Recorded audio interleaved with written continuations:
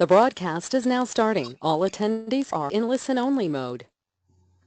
Good morning, everybody. This is Tanya Venn, Executive Director with the Literacy Network Northeast in Timmins. I have with me Anne Marie, Executive Director with Literacy Northwest, as well as Wendy Olson, who will be our presenter today.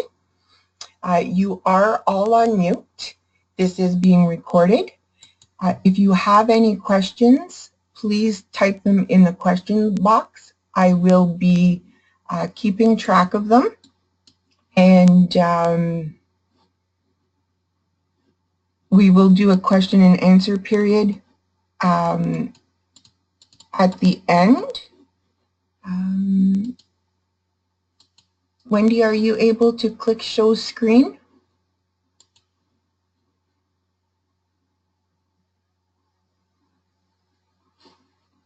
Okay, I clicked on it. Let me see, it says people can see a paused click. Okay. Can you see that? Yes, I can. Okay, perfect. Okay, so I'm just going to give you a brief introduction to Wendy. So Wendy Olson has been the program coordinator for Dryden Literacy Association, a community-based LBS program in Northwestern Ontario for the past 10 years. During this time, she has been actively involved in numerous regional and provincial advisory groups and projects, including being the chair of the Literacy Northwest Board of Directors. While working diligently to fully implement the OALCF and meet the needs of the learners they serve, one of Wendy's goals was to develop an assessment strategy that describes what tools are used for what purposes, initial, ongoing, exit assessment, for which transition path and under what circumstances the assessment is conducted, and to have a process that used the assessment results to inform overall agency targets. Wendy achieved this goal as one of the co-project coordinators of the 2013-14 MTCU Service Delivery Network Development Fund SDNDF project, Common Assessment for the OALCF Goal Path Resource Package, and the 2014-15 SDNDF project Common Assessment for the OALCF Goal Path Training, made it possible for her to share her knowledge and experience by delivering training sessions for EO partners across the province. So with that being said, I am going to hand over the presentation to Wendy. And as mentioned, if you have any questions, please type them in the question box. I will keep track of them and we will do a question and answer period at the end. So Wendy, it's all yours. Okay. Good morning, everyone, and welcome to Striking the Right Balance, Understanding the Difference Between Task-Based and Skills-Based Assessment. Before we get started, I would just like to mention that this webinar has been brought to you by the Learning Networks of Ontario, North Region, Literacy Network Northeast, and Literacy Network Northwest, and the Mid-North Network. And of course, our sponsors and vendors, Employment Ontario.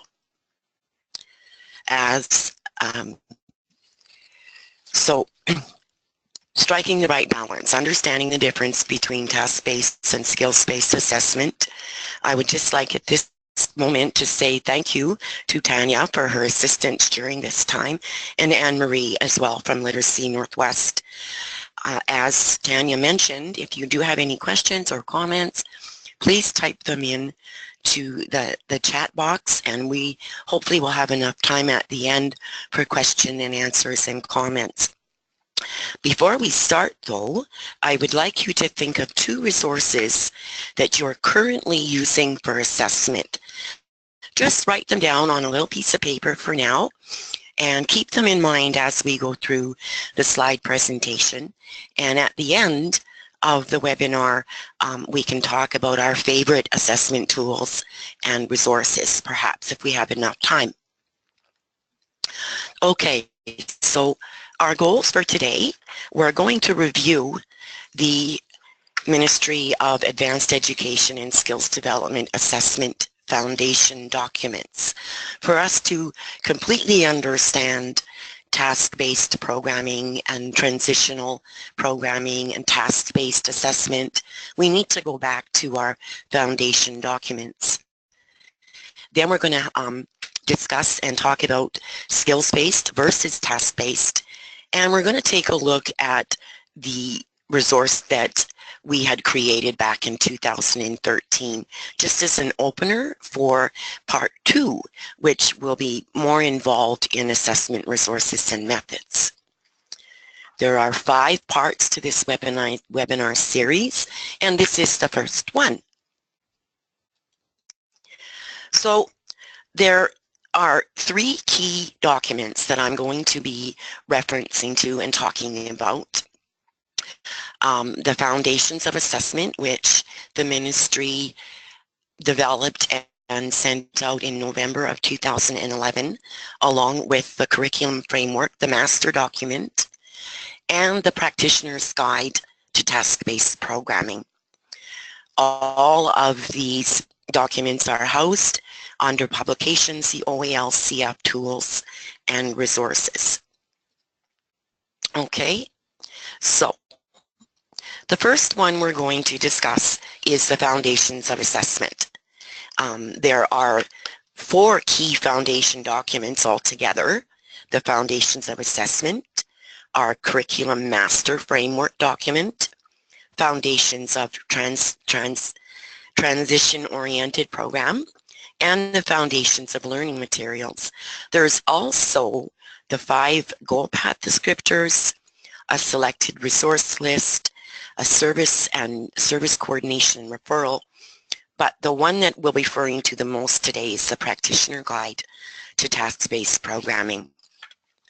So let's start with the Foundations of Assessment. This document is not a very long document. You have a snippet there of what the front of it looks like, and basically I'm going to highlight the 13 fair assessment principles, not all of them. And they talk about the 3 and 4 components of assessment. So initial, ongoing, exit, and gains. The new one there for us, of course, is gains. So what are the fair assessment principles? In the document itself, right from the beginning on page 2, they start talking about fair assessment principles and how it's the foundation to assessment, and we use that to inform our programming decisions and to ensure a fair and equitable assessment for all of our learners for OALCF purposes and our LBS agencies. The fair assessment principles are based on adult learning principles, and I'm just going to highlight 4 of them here for our purposes today. Activities, language, and tools that are clear and appropriate for all the 3 levels. Approaches to assessment practices need to be consistent. Decision based about a learner on a single measure is never advisable. Therefore, outcomes should be based on multiple assessment methods. And tools that are consistent and user-friendly. You will find throughout the slide presentation, we come back to these 4 main points very, very often, and I'll highlight them for you as we go along. And I encourage you, if you are not familiar with the FAIR assessment principles, please download the foundational document and give it a quick read over. It's worth your while. Now, the following page, right after they talk about FAIR assessment principles, they get into the foundations of intake, ongoing, and exit. And we are very, very familiar with these 3 key pieces of assessment. But if we want to start from the beginning, intake assessment really is to obtain information to help staff decide about programming levels and content. Ongoing assessment then is administered while the learner is attending, to monitor progress, which is very key now in our new framework, and to identify ways to help develop abilities that they require and to further identify any barriers to achieving their goals. So we're very familiar with this process. And of course, exit assessment we do at the end of their program to try and determine the skills, knowledge, and behaviors that learners have gained, and to identify whether or not our learners have met their goal. The key point here is that what I'm trying to highlight for you is we've always done intake, ongoing, and exit assessment. What's so important now is that we're reporting that progress towards goal completion. Okay? CAMS, in other words. So we need to keep that in mind as well if we're going to talk about assessment and assessment strategies.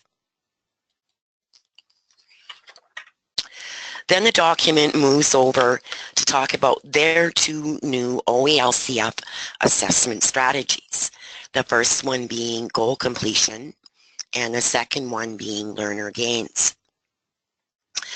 They're doing this to enable them to know whether or not we've attained the three statements. Now notice these three statements. Learners have increased their identified skills, knowledge, and behaviors while in the LBS program. Learners have made progress towards their learning goals or have achieved them. And the LBS program has helped Ontario learners make gains in achieving targeted skills. To me, these three questions are very, very similar to the questions now on our exit form.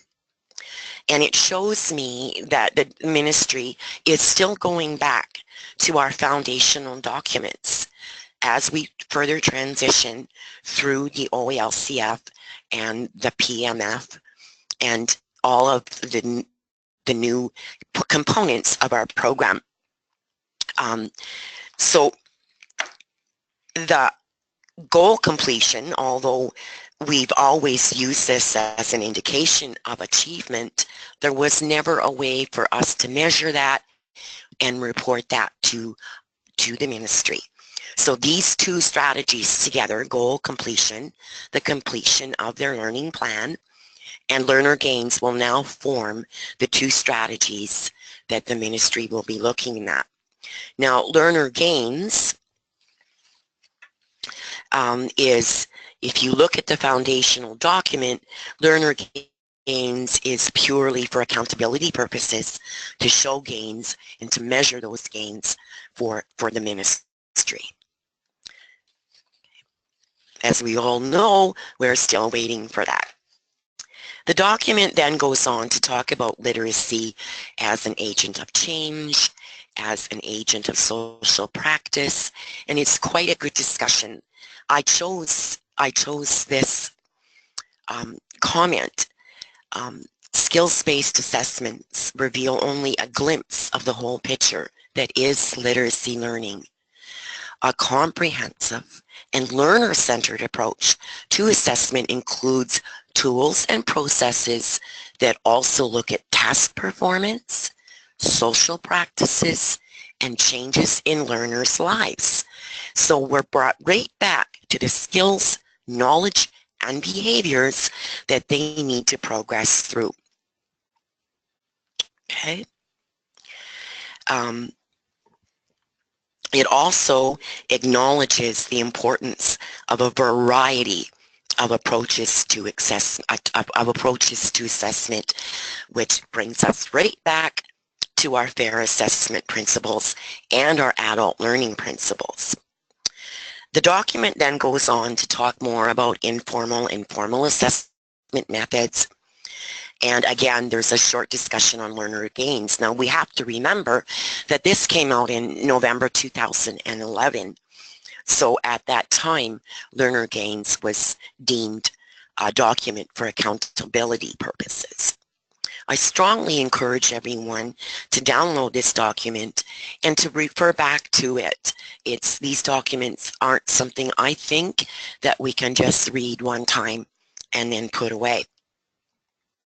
So the Foundations of Assessment tells us what the ministry is hoping to see in our outcomes, and it gives us very comprehensive explanation of the components of assessment.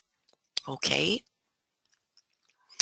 So the second document that I'm going to take you through quickly is the OALCF Curriculum Framework, the master document. Okay? So the framework itself explains tasks, the performance indicators from levels 1, 2, and 3. It moves through from simple to more complex. So the more inferences, integration, analysis, problem solving, and critical thinking, the more complex the task, the higher the level. We know that the levels are very broad in nature and that the framework itself represents the end of level. So that's important to remember. It brings us to a discussion regarding tasks and levels of performance. And it's very important for us as practitioners to remember that these two factors must always be interpreted together. Learners can and will demonstrate proficiency at different levels across the competencies and the task groups. So again, it brings us right back to our assessment principles of using various methods, tools, and approaches.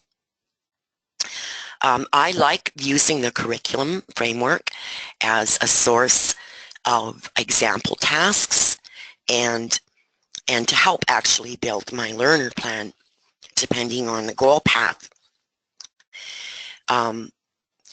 It goes on and it gives us a visual.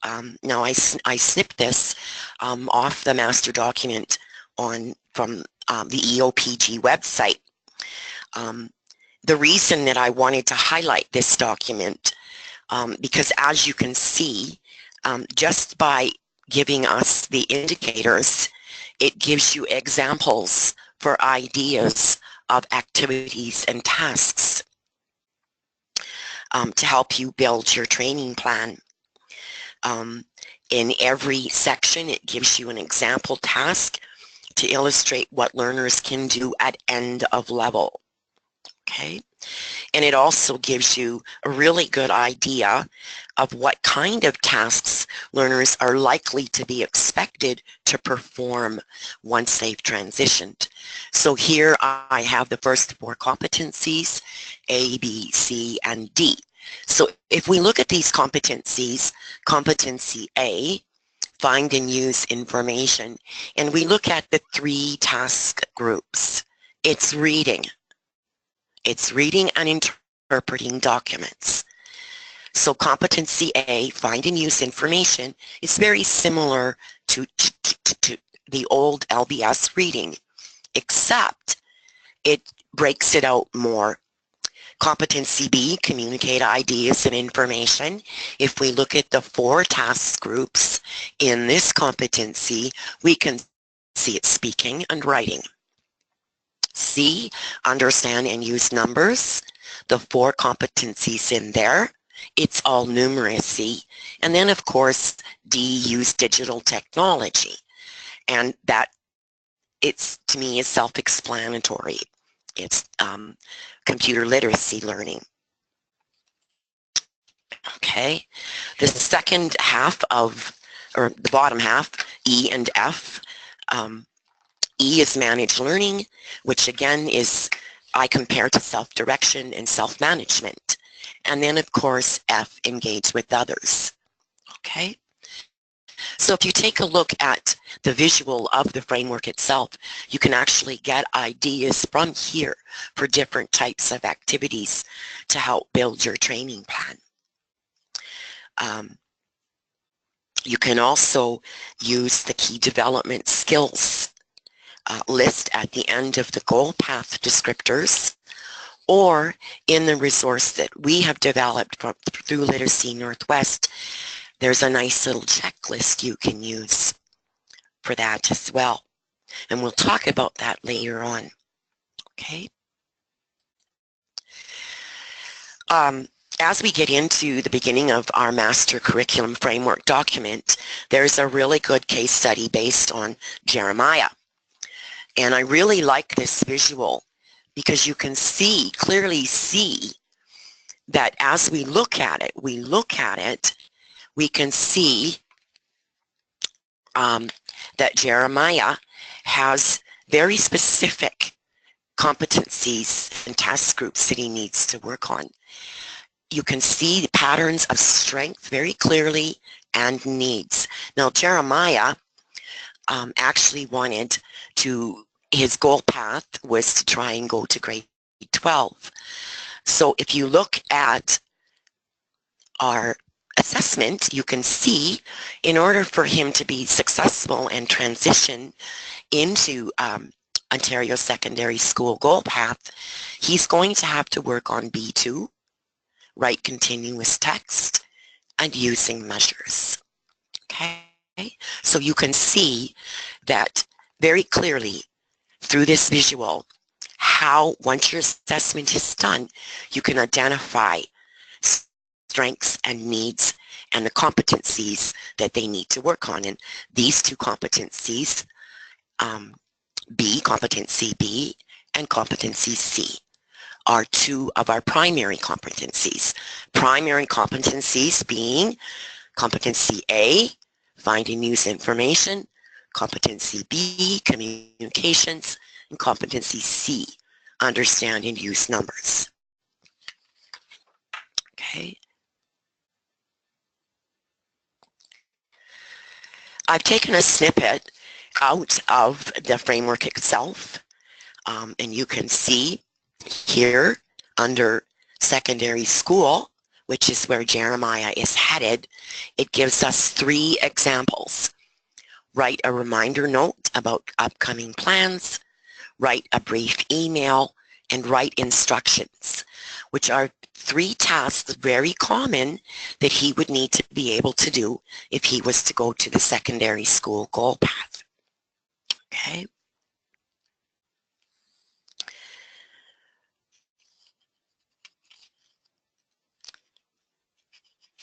If you notice at the example tasks that the ministry has provided us with, a lot of these sample tasks kind of align right up to the milestones. So if you look at it and it's a task you know they're going to have to do once they leave our program, then the milestone just kind of follows along with it. Okay. I think the framework is a great tool, especially for people that are new. It's packed full of resources, and again, as with our foundations of assessment, it's a very comprehensive. So again, I strongly encourage everyone to keep digging through these documents. Every time I do, I find something new to me that perhaps I missed the first time that I read it. Now, the document that I'm going to refer to the most today is the Practitioner Guide to Task-Based Programming. This guide is probably the most go-to document that I go to when I'm designing or working on projects.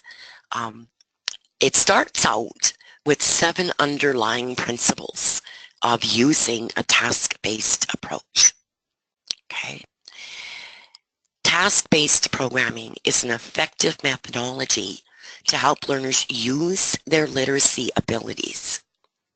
And the quote from this page is, people only benefit from using their literacy skills to achieve some purpose. And therein lies the difference. A task has a purpose, and that's your defining factor, whereas skills are skills. Okay, so we'll carry on, and I will explain that out further as we go through.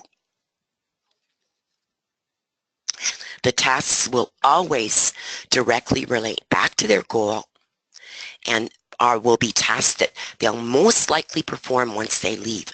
Now, we're used to that. We've always used authentic, genuine documents with our learners, but again, it was something we never reported on or were measured on. The second underlying principle is that task-based programming is consistent with the principles of adult learning. And as adults, we can see that they do need a purpose behind their learning. They've come to us most of the time because there has been a change in their life, and they need to move through that change. And task-based programming, tasks that have a purpose, will help adults understand how they use their literacy abilities to achieve that task. 3, a task-based approach builds on successful LBS practices. And if you think back to when I first started, it was skills, and once they reached the skills levels that we thought were necessary, then they would do a task. And if they were successful on that, we'd move them through the next continuum in the LBS levels 1 to 5. Principle number 4, the OEL HCF supports the common assessment of learner progress. Now, of course, the ministry is talking about milestones, culminating tasks, because that's common amongst all of us and all goal paths. No matter what goal path it is, we're going to have milestones and culminating tasks. Okay. We need to always remember that we need to have clearly stated goals, and that our goal path, our long-term goal, is where the learner wants to go once they leave us. The short-term goal is what the learner needs to accomplish while they're with us. So the long-term goal is their goal path. The short-term goal is what they're working on. Principle number 5, task-based programming supports fair assessment principles. So here we go again, back to our fair assessment practices. Okay. Principle number 6, the OEL-CF levels are informed by the same factors that drive task complexity at the essential skills levels 1, 2, and 3. So whether their goal path is employment or secondary school or apprenticeship, we have the vast access to the essential skills resources because it's embedded in our OEL-CF framework. Principle number 7, it provides familiar language to describe the performance of everyday tasks. What do our learners need to do in their lives day to day once they leave us, no matter what their goal path is? So it's kind of nice, I find, to help explain to the learners why they're working on these certain tasks, why they have to do certain things in their training plan. It's very easy for them to understand the everyday language. Okay. Then we move into what our ministry is called goal-directed assessment process. And this is 5 steps.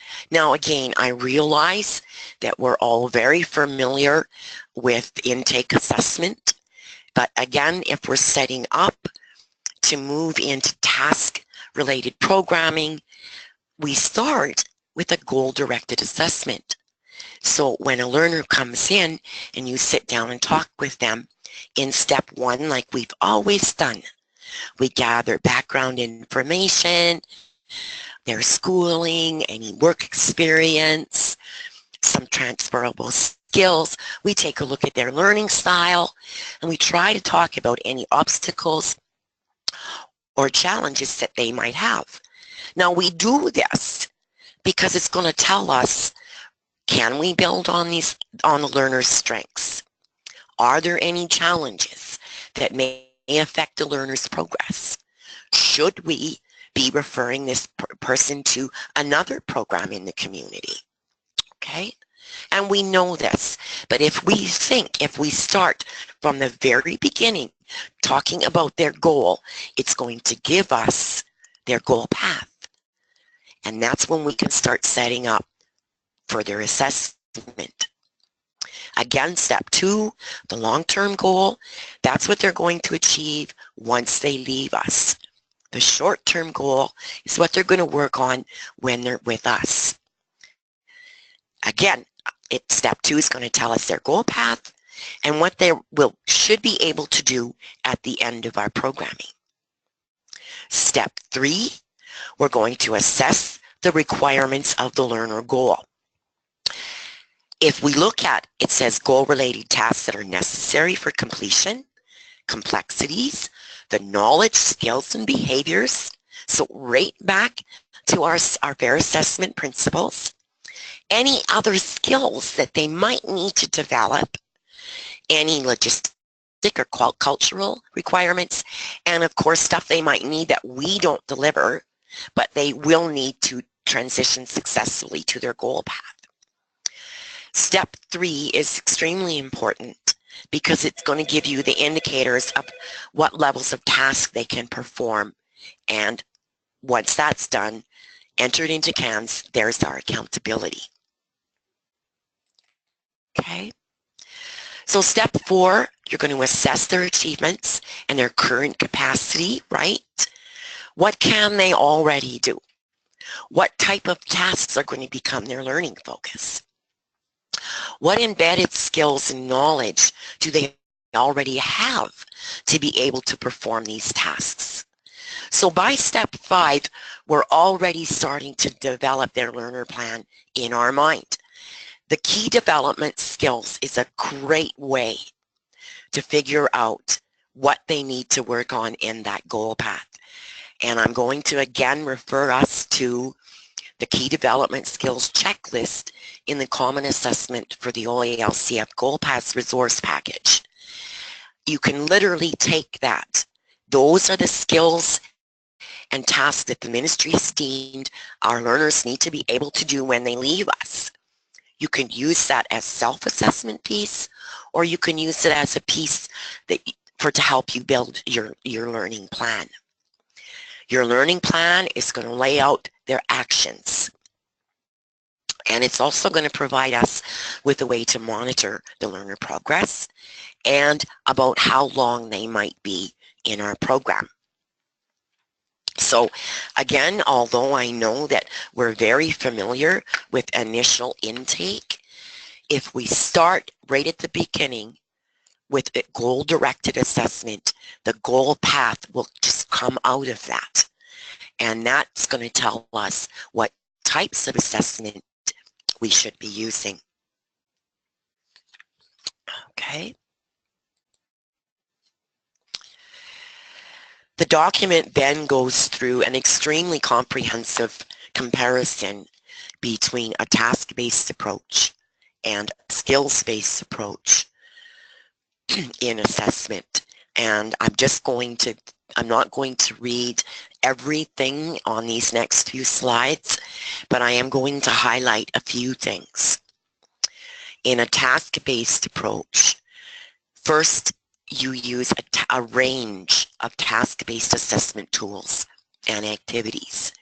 Now, they suggested demonstrations, which we're all familiar with from, before 6 years ago. I think the key thing here is it says a range of task-based assessment. So not just one piece of assessment. You're going to use a few pieces.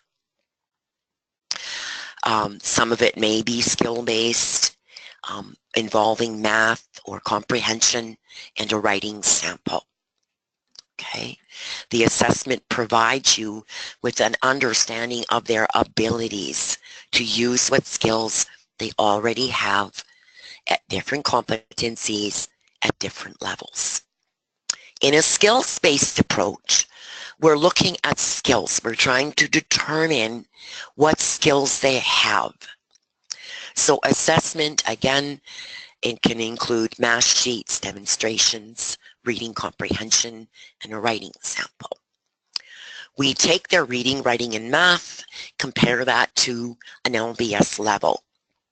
So their initial assessment in a skills-based approach provides an understanding of what skills a learner already has. Okay. The first bullet on this screen talks again about their goal path. The long-term goal being their goal path, the short-term goal is what they're going to learn. So we take a look at that short-term goal to try and identify the predominant, the primary competencies that they are going to need to be able to do, the tasks that go along with that level, and then the complexity of each task. We're looking for the embedded knowledge, skills, and behaviors that are necessary to achieve that task. In a skills-based approach, again, we're looking at the long-term, the goal path, and the short-term, but you're just looking at the skills and the skill levels. Okay. Bullet 2 on this page talks about the learner plan, and it's all very, very similar, except in a skills-based approach, you're looking at the level of skills. In a task-based approach, you're looking at what can they do, what tasks can they do. An adult needs a purpose, and that's why I like a task-based approach, because it provides them with that purpose. They have a good understanding from the very start what's expected. The third bullet on this page says content planning begins and ends with goal-related tasks. Daily learning activities are selected or created to support the development, again, of skills, knowledge, and behaviors required for that task. Additional goal-related tasks should be included for practice. You don't give a learner something one time and then move on. You need to know for sure that they can do this.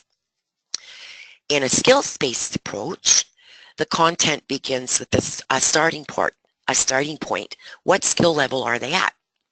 And then you'll work on those skills till they reach the next level.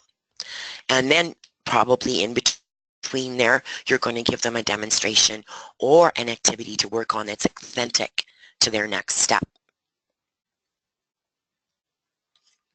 Okay. I just want to point out here that in this document, I was thinking of the LBS evaluation that just came out, and in there it made comment or made note that we set our learners up for the milestones. And yes, of course we do. Task-based programming should provide learners with daily practice and preparation for formal assessment, such as a milestone or a culminating task. And that's exactly what you would do. You would never give them something out of the blue. The guide then goes through each step and outlines the decision-making process. Here you can see the last part of the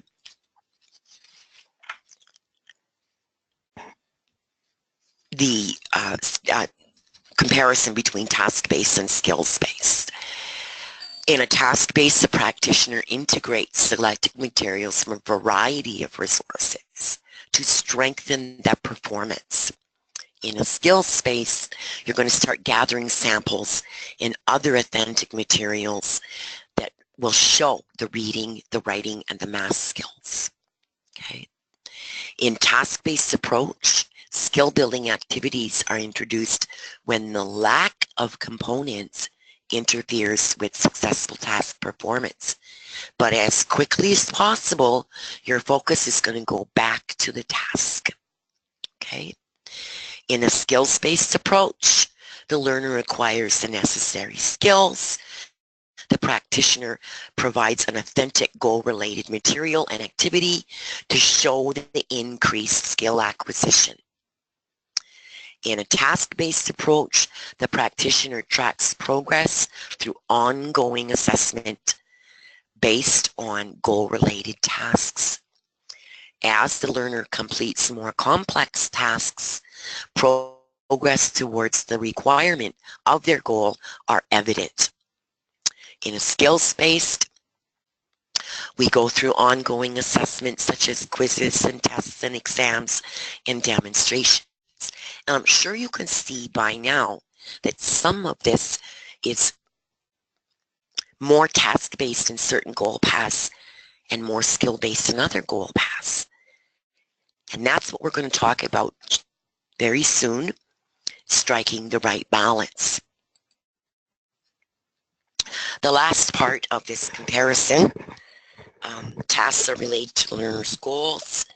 We measure that and track their process, their progress. Goal completion is then recognized when the learner can successfully complete all the tasks in the learner plan. Demonstrations in a skills-based approach measure and track their progress. The results focus on the learning outcomes in the demonstration activity and point to the progress made within LBS levels. Okay. Now, the bottom bullet here, it says in 2012 milestone tasks will be identified. But you have to remember that these foundation documents and these guides were given to us back in 2011. At the time, culminating tasks weren't even completed yet. Okay, so that gives us a really good foundation to take a look at tasks and skills. Okay, so tasks or skills, which one comes first? Okay, as I kind of alluded to, the foundation documents tell us tasks are built on a solid foundation of component skills. You can't do one without doing the other.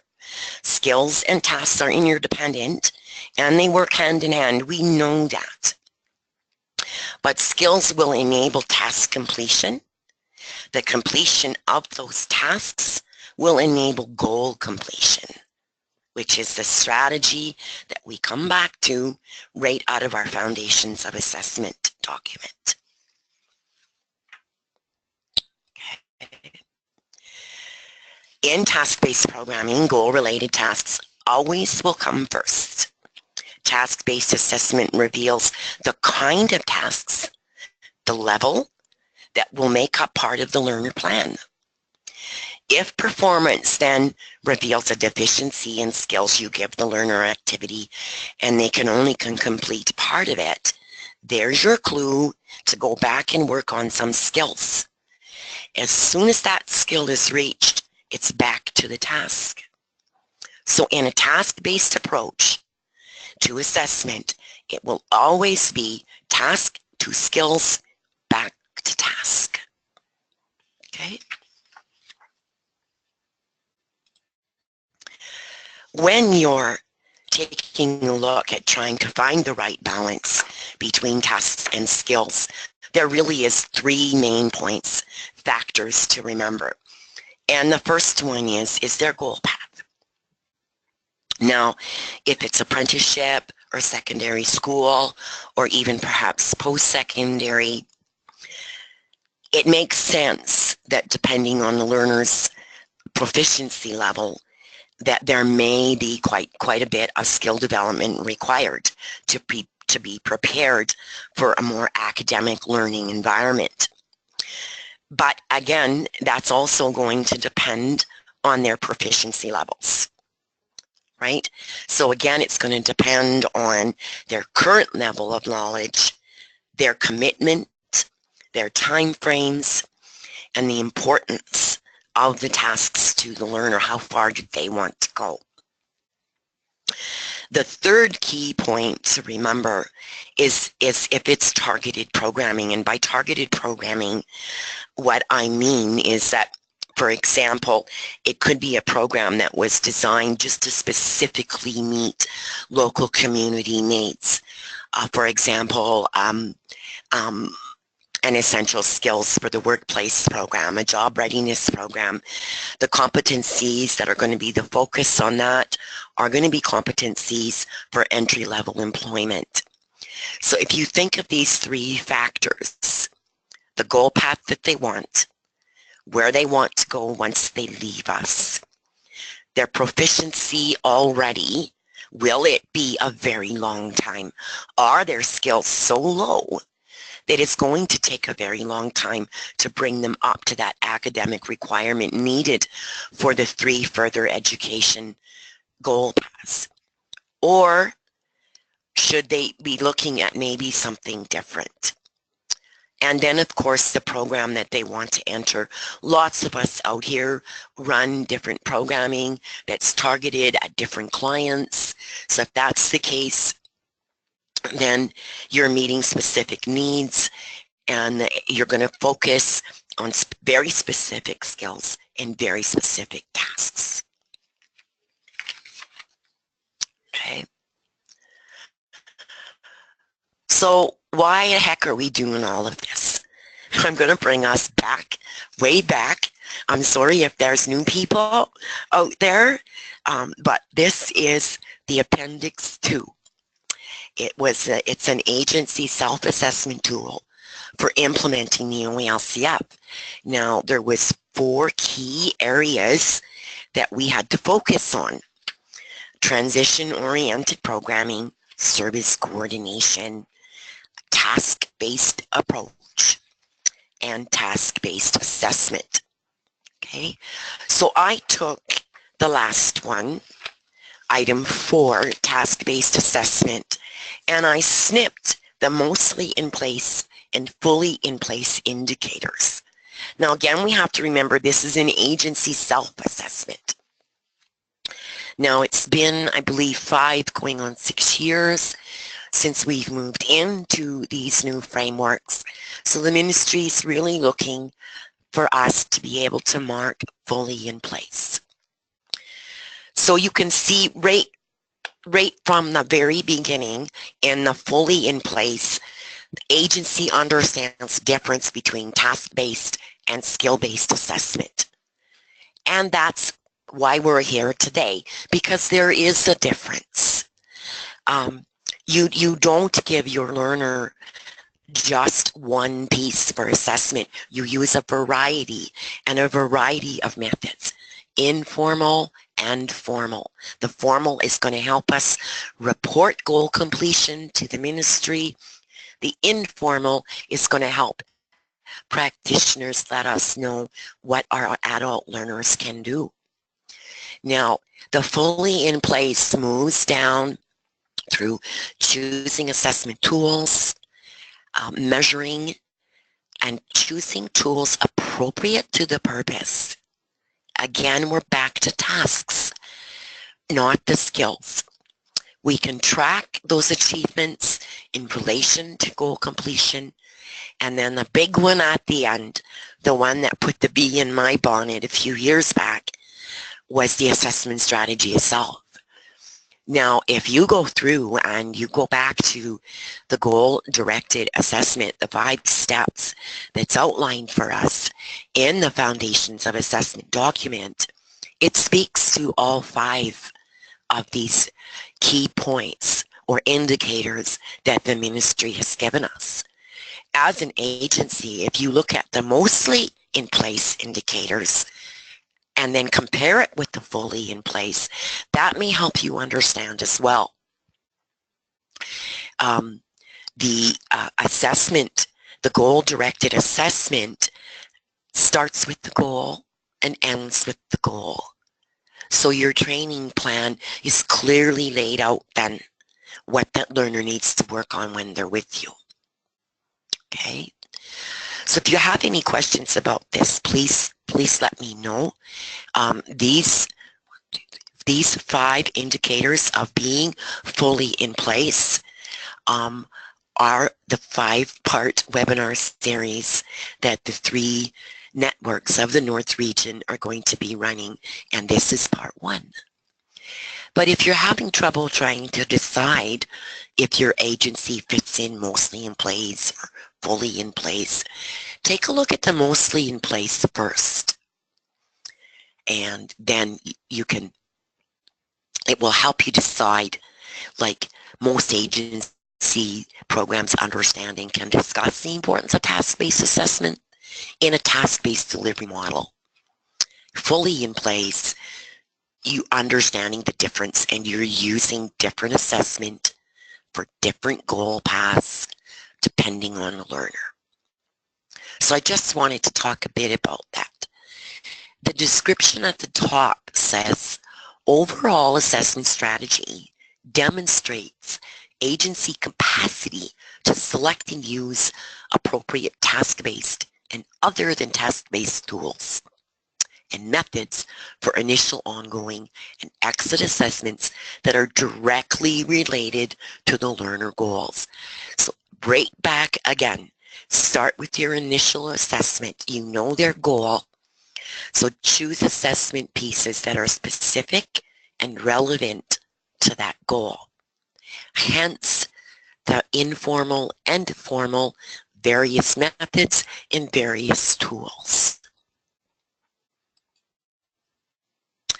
I'm going to take a few minutes and I want to introduce you to the resource that we developed with Literacy Northwest.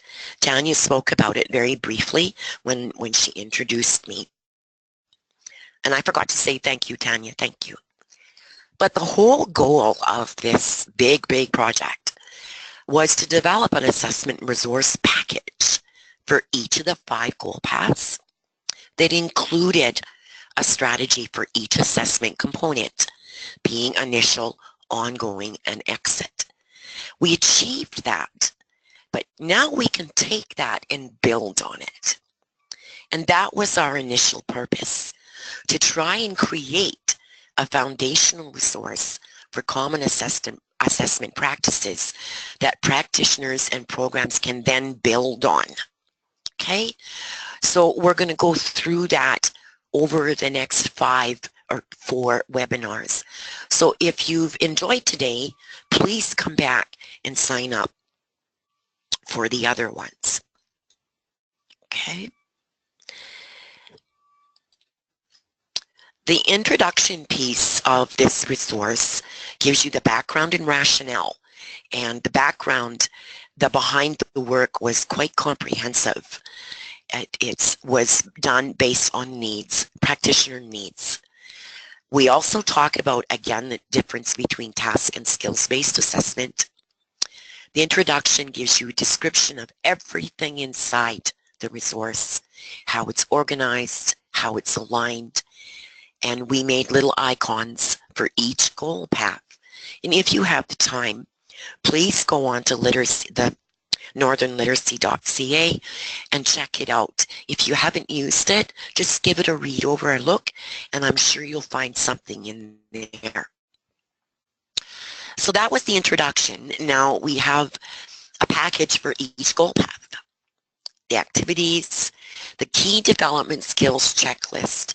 I know this was our resource. I mean, me and Sandra did develop it, but I think the goal path descriptors are very underutilized documents. The goal path descriptors tell you what our role is. It tells you what key development skills and abilities they need to have. It tells you that they need these to transition successfully to their next step. So we took that and put it into a nice little checklist that's all leveled. You can literally take that document, check off what they can do, look at what they cannot do, that they need to be able to do to transition successfully, and you can literally build your training plan off of that. The resource then gives you activities for each competency, level, and task group. We also provided a cover page if you had enough time to develop your own tasks. Answer sheets, massive resource lists, a practitioner's bulletin, a learner's bulletin, and a reading rubrics. This resource, I believe, is very good. It can be used for many different things. It's got all 5 goal paths in it. It's got the bulletins in it for introduction to the goal path, not just for the learner, but for the practitioner. Here again is the key development skills checklist. It's a good document as it provides a consistent approach to practices and assessment. There's a variety of resources that are relevant and authentic. Again, it's all aligned, and it's a task-based approach to assessment and programming. Now, I've highlighted a few of the resources. We did a assessment boot camp for our spring PD session up in Thunder Bay a week and a half, 2 weeks ago, and some favorites came out of this. And I've listed some of the favorites up top here. Of course, the resource that we created, and there is the link. Now you can download each one separately, or you can download the whole document. The essential skills indicators. Again, this is really good for the employment goal path. The essential skills line right up. It's very easy. Now, some of them are checklists. Some of them are indicators, but again, we always want to use a variety of new assessment tools. So we can use self-assessment, but that gives us a place to start, but then we need to build on that. The Ontario Native Literacy Coalition, again, on their website, through their resources, they've got some essential skills, activities, and tasks, and some other resources on there. The task-based portal for LBS that Quill has worked on is an awesome site. Again, to look for activities that your learner may need for in that goal path. They're all aligned, they're all leveled for you.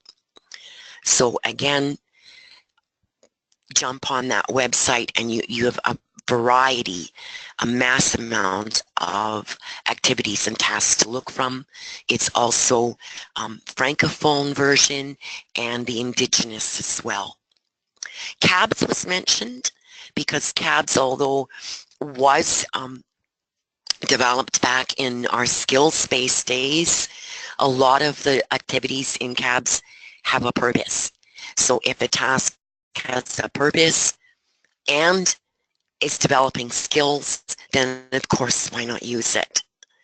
The Work Right series from P2P, again, if it's the employment goal path, it's a very good documents.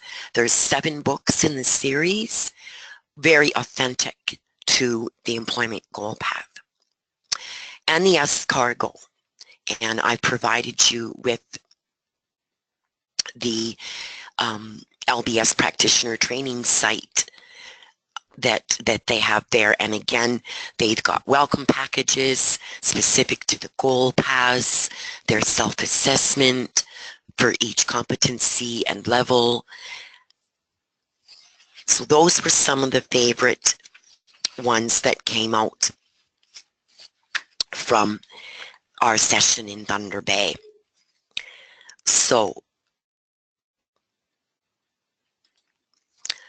we looked at part 1 today. As I had mentioned, it's part 1 of a 5-part series.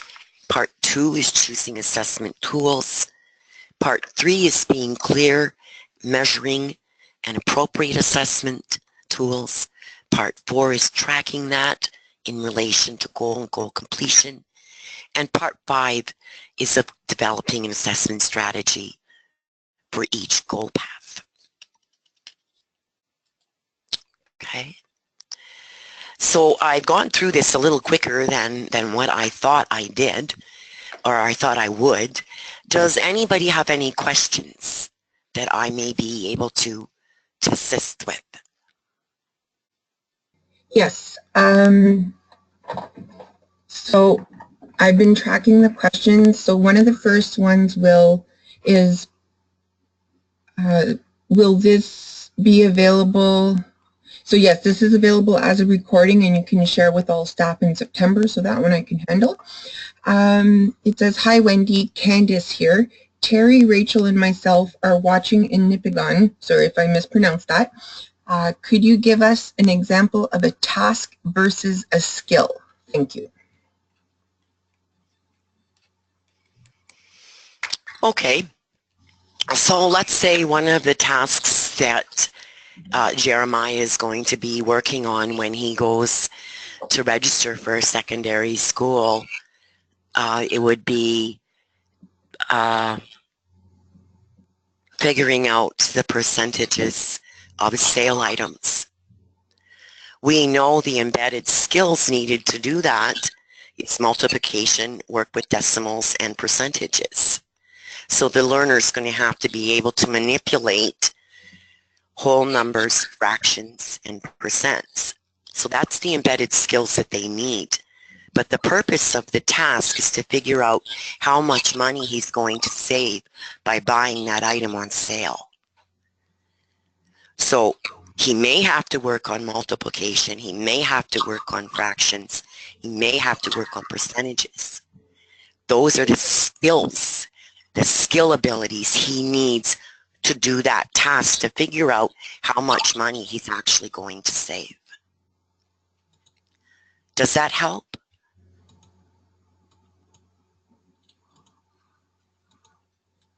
I'm going to unmute everyone because that was the end of the questions that were sent to me. So I'm going to unmute everyone, and if anybody has any questions, they can go ahead and ask them themselves.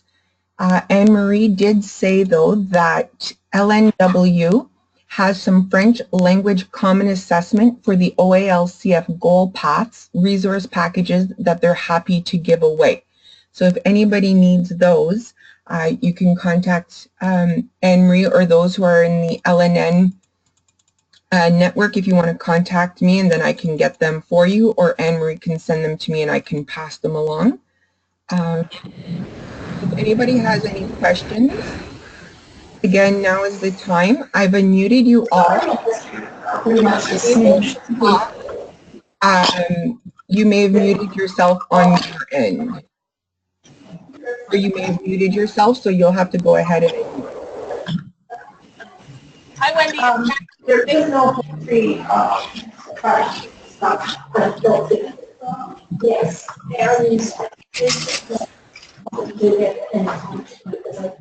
I'm pretty sure that there is no crash history. There's just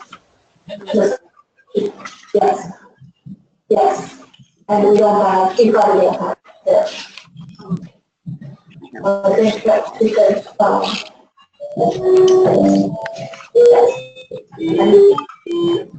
My head people. yeah, I think that's yeah, I think that probably is a little bit more work for her, but she should try the history assessment. She's not done that, and I think that's Lori. Yeah, and Lori might.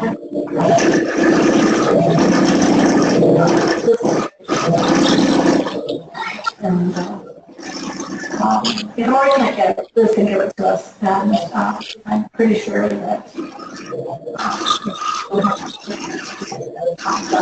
there's no crash for it. Okay, Linda, I'm sorry, we had a really hard time hearing you. Yeah, all good. Yeah. I've remuted everybody, Linda. Yeah. Can you go ahead and try that again? Anything else, like any of the tracking forms for the anything or not?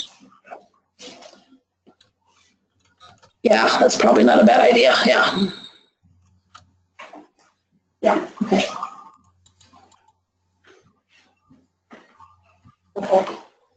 Okay. So if you have any more questions, please try sending them to me. Unmuting everybody just makes too much background noise. So Linda, I know you were trying to ask a question, so if you can just type it to me, that'd be great.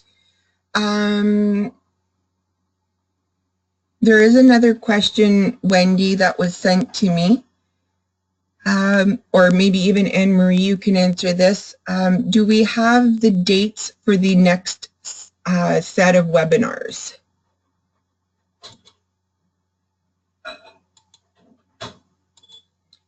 Anne-Marie and Wendy, you've self-muted, so you're going to have to unmute from your end. Hi, Tanya. Hi. This is Anne-Marie. Yes, no, over the next couple of months, we will be scheduling dates and times for the next 4 webinars, and we will be sharing that information with all of the regional networks in the province, who will then share it with the LBS service providers in the regions. In addition, we will also obviously be sending out the individual registration information for each of the follow-up webinars at least 3 weeks before the scheduled date. Perfect.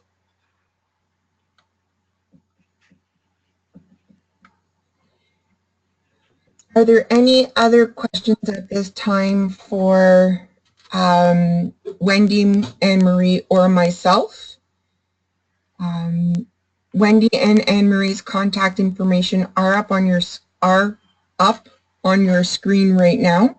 And if those of you from the LNN network, you have my contact information, but for everyone else, it is director@literacynet.ca. There will be an evaluation that pops up when you log out. Please take a couple of minutes to fill it in, as it will help us greatly.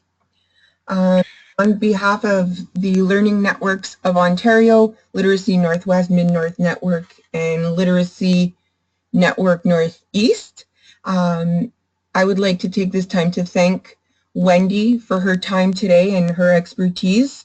I know I learned a great deal, and thank you to Anne-Marie for setting this up with Wendy. It doesn't look like there are any other questions. So as mentioned, dates will be sent out once they are scheduled. So to everyone, I hope you all have a fantastic summer. We are in the office throughout the summer, so feel free to contact us with any questions. Anne-Marie, anything else? No, I think you've covered it all. Thank you, everybody. Perfect, thank you. And Wendy, if you have anything to add, you will need to unmute yourself.